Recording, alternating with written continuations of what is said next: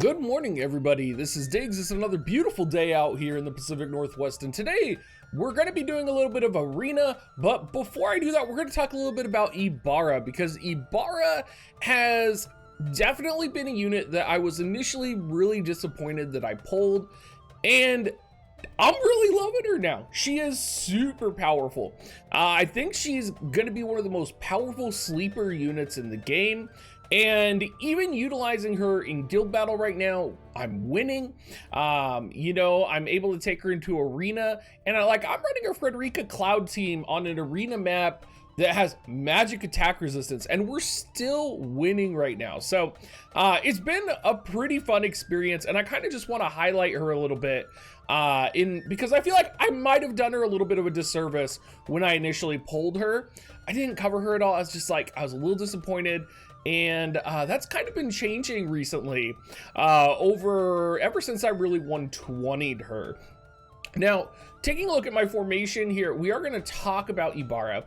And one of the things you'll notice is that I don't have a weapon on her. I'm actually choosing just to run Mage's Habit +5 for the additional slash resistance and defense and spirit. The amount of magic that she has and the amount of killing power that she has. She literally had 1380 magic, and it was just completely unnecessary.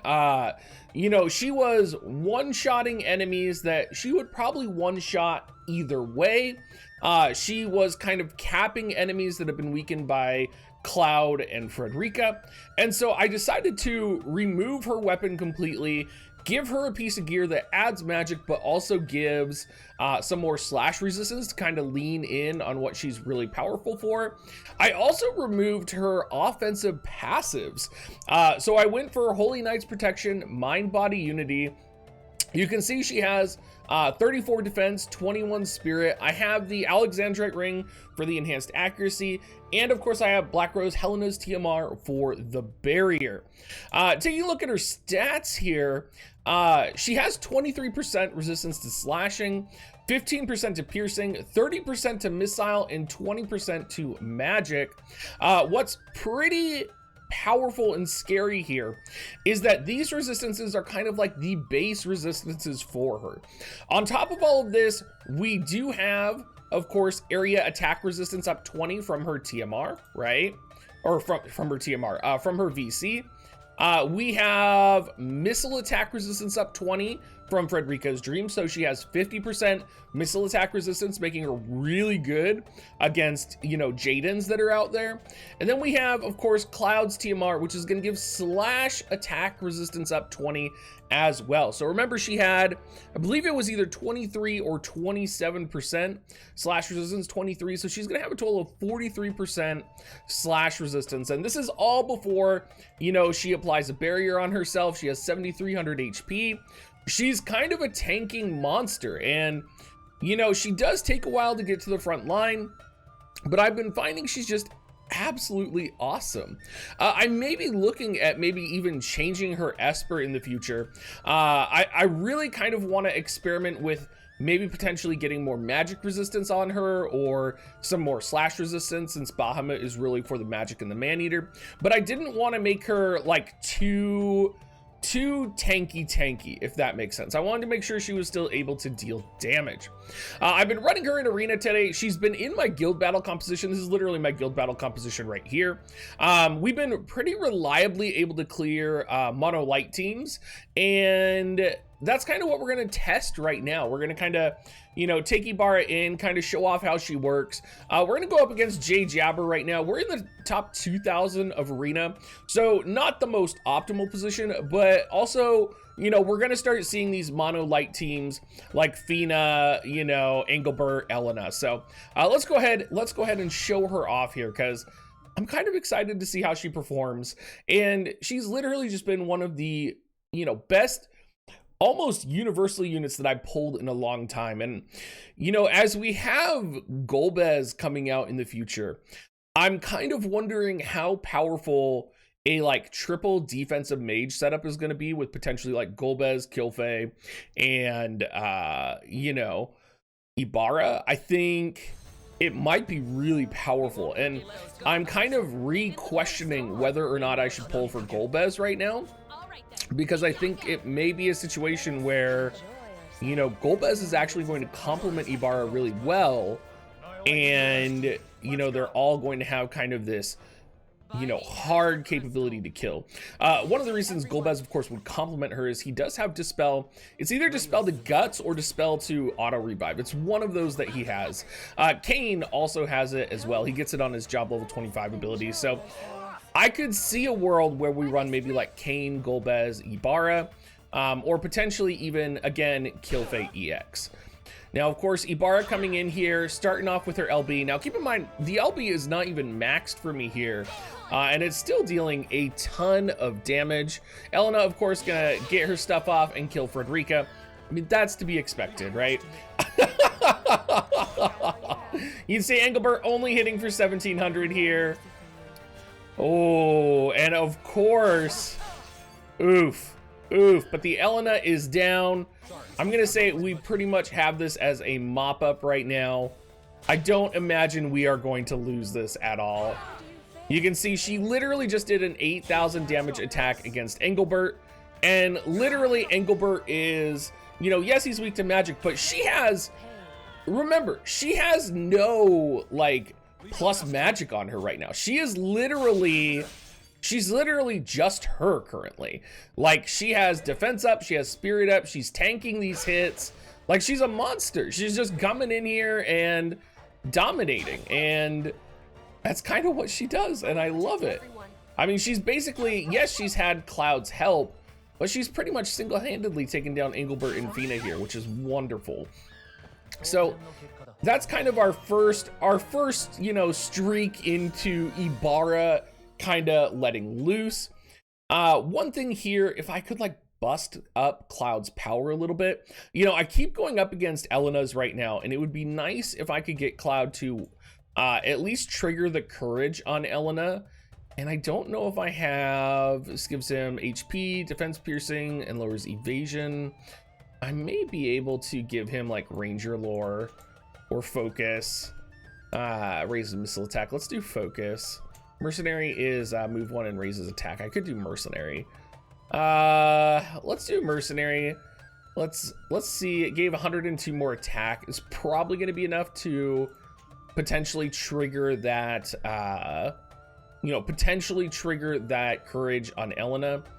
I don't think there's anything I could put in his accessory that would help him. Oh, I guess I could put crit up. I could also put Shinra Bangle.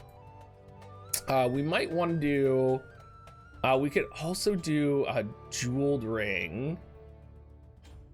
Would also be potential because it gives the dex up 20%. Let's actually,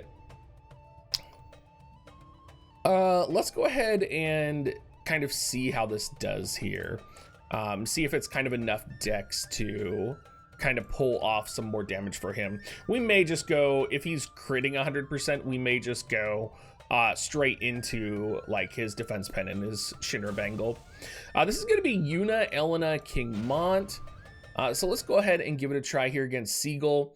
I do believe Seagull is a French player, so I do believe he is representing a French guild that we run into quite a bit. So I apologize, Lukey, because I believe this is your guild.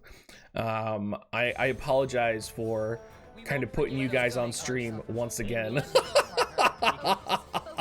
Or at least in one of my videos. At least in one of my videos. My thanks. By the Azure Crystal. Now, I do think one of the things that is definitely kind of a little bit required here is having that Alexandrite ring on her. I think it really does some good stuff. And you'll notice her LB keeps not killing enemies here.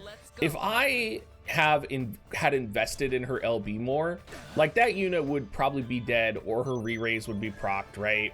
Like there's a whole bunch of things I could do here that would make her stronger, basically. She just literally just one-shot Yuna. Like literally just one-shot Yuna. She's gonna tank King Mont. She could not tank Elena, unfortunately, which is a tragedy. But I think we will be able to... We won't give in. I think we will... Oh, we're gonna lose. We're gonna lose, maybe. By the Azure Oh, Crystal. shit. Come on, Frederica. Oh, can Elena hit up range 2? Oh, no, she can. Oh, fucking Elena, you guys. Fucking Elena. That was close. That was close. That was close. So let's go ahead and showcase her again. That was a situation where she definitely died. I wonder if she had her LB max, though, if we would have been able to win that one. Is kind of what I'm thinking. Oh, we have an enemy Ibarra. Let's do this team, because Charlotte is another unit that I've run with Ibarra quite a bit, and I usually run Cloud and Ibarra. Charlotte I'm kind of off and on for. I tend to have found that Frederica works better than running Charlotte with her, but you know, because Ibarra herself is kind of a tank, so you don't really need Charlotte to protect her. But let's go ahead and see. Let's see what's going on here. Let's see if they can kind of outperform our ranged attack Ibarra team right now. This is like tank Ibarra versus offensive Ibarra. Oh, this Ibarra went slash attack up. Oh, that's really interesting. I wonder if they're going to use Taunting Blade. Ooh, this is... So my Ibarra is sub-paladin and does have access to Taunting Blade as well. Oh, she hit. Oh, but our Ibarra lived! Our Ibarra lived, and look at how fast their Ibarra is melting right now. So that is the difference between setting up defense and spirit and kind of going the defensive route versus going the offensive route. You're either going to melt really quick, or you're going to kind of be able to survive a hit. And now she is going to be down here. And it is going to be Cloud and Frederica against Charlotte and Frederica. And I think the enemy might have it here. I think we're probably going to get nailed. Yeah, we're going to get nailed here. So Charlotte, again, a wonderful option for Ibarra. And good on my opponent here for showcasing a very good alternative formation with Ibarra. And I do think, you know, I've run this formation, and I think the Charlotte formation tends to lose more, in my experience, to mono light formations, particularly Jaden formations. So I have kind of stayed away from that, and I've kind of gone the Frederica and Cloud route. Let's go ahead and do one more match. Let's go up against a, well, that's going to be a level 78. That's kind of no fun there. This is an Earth composition which would shred us, but I've also seen this quite a lot with Ibarra. I've seen Ibarra, Noctis, and Oberon quite frequently, and I'm kind of wondering if this might be a really good composition to set in guild battle as well. I've seen it a lot. It might be surprising. I know she's, you know, she is a bonus unit this week in Arena, but I've actually just seen it kind of everywhere. So let's go ahead and, let's test her out against Joom, Tifa, and 2B. Joom, Tifa, and 2B. Y'all know I haven't pulled Joom. I feel a little bit bad about that, but that's okay. You know, it's not the end of the world. I'm going for Setia. And I believe that my Setia will carry me to victory in the future. I believe.